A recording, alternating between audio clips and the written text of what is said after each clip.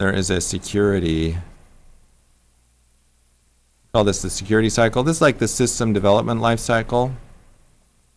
It is the plan, protect, and respond. So that's our cycle. So if you're planning, this means you are looking around, you're doing research all the time. So y'all see, if you all are following on Facebook, I'm always checking in with stuff that happens on Facebook. It's because that's what, it's my job, right? I need to look around and see what the bad guys are doing in order to be able to tell you guys what the bad guys are doing. But when you get out and you don't have me to tell you, you're going to have to do it yourself. And so, whenever I was, when I was a network administrator, it was the same habit I have now. The first thing you do when you get to work is open up all the network news and start looking and seeing what's going on. Back in those days, it was, what's the newest virus coming out? What firewall port should you be blocking? What application do you need to upgrade or patch? So this is the stuff. Like, what are people doing?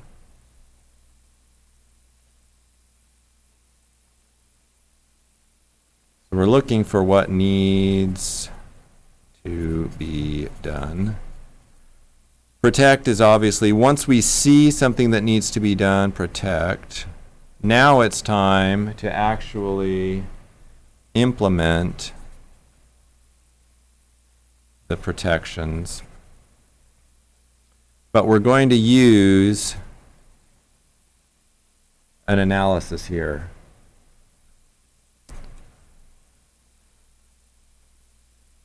If you think you want to sound cool, you would call this risk management. The idea here, and I'll just explain it because we're talking about it right now, is we want to see, is it worth it? It's basically a cost benefit.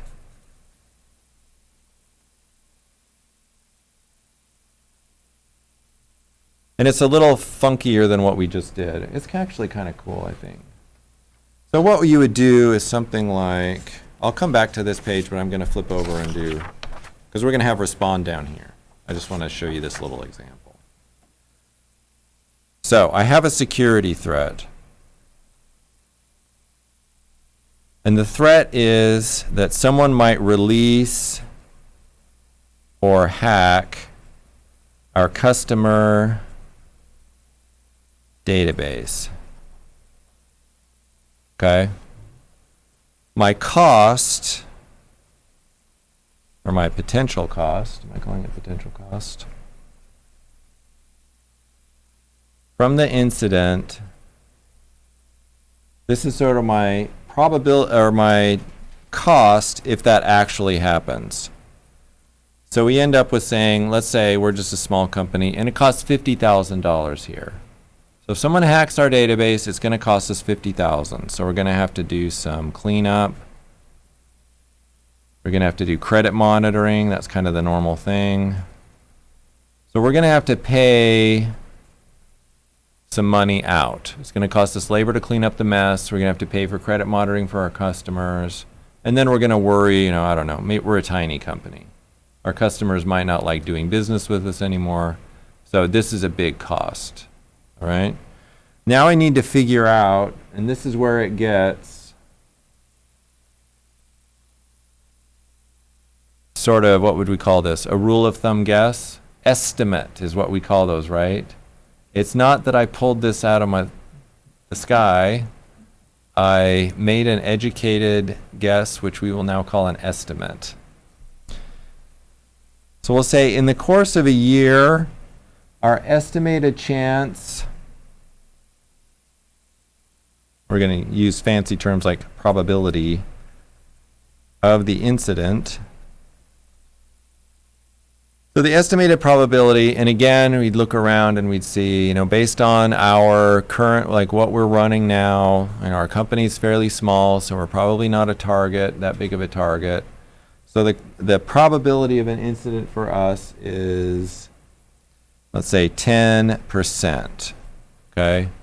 This is literally, like I'm just not making it up, but I'm doing my best to sort of estimate it. Now what happens, by the way, when you show this to your boss, they usually won't question this number, but they will question this. And this is where the big debate will come in. You know, what is the actual probability? So if you multiply those two, this is going to equal the probable annual cost. And if I do 10% of 50,000, I get $5,000. Okay?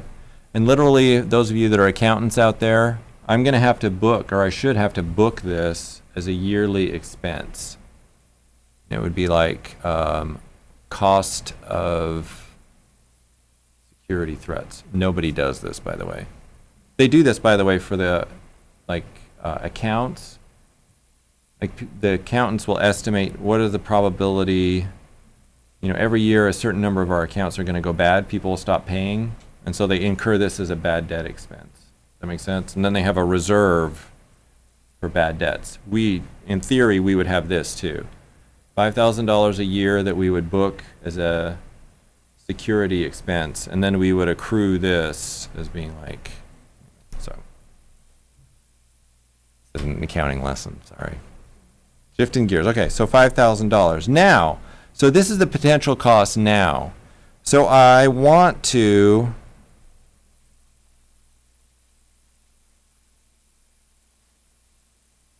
I have a security option here. And security option A will reduce the probability by half. Okay, so our new is going to be 5%. Okay, so this saves $2,500 annually. Right? You all can follow my math here, right? So if I implement security option A, it saves $2,500 annually, and we're just going to go lame here, and let's just say it costs $1,000 per year, and that's going to be, we're going to do it, right? It saves $2,500 a year, it costs $1,000 per year. But we all understand, right? If I have to implement something with a high fixed cost in the beginning, I'm going to have to compute what my savings are over time, my payoff, all that other stuff we just did. That's security option A. If we had option B, and let's just say this one does a little bit different.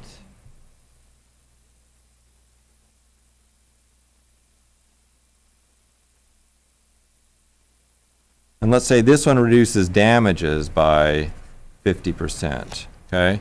So if we do some sort of protection here that reduces, instead of this probability of getting hacked, it reduces the damage part of it. So it makes the cleanup easier, and I don't know, we contract with someone to do cheap credit monitoring. It's the same savings annually. You all seeing that? Because now we're at 25,000 times 10%, and it would still be 2,500. Okay.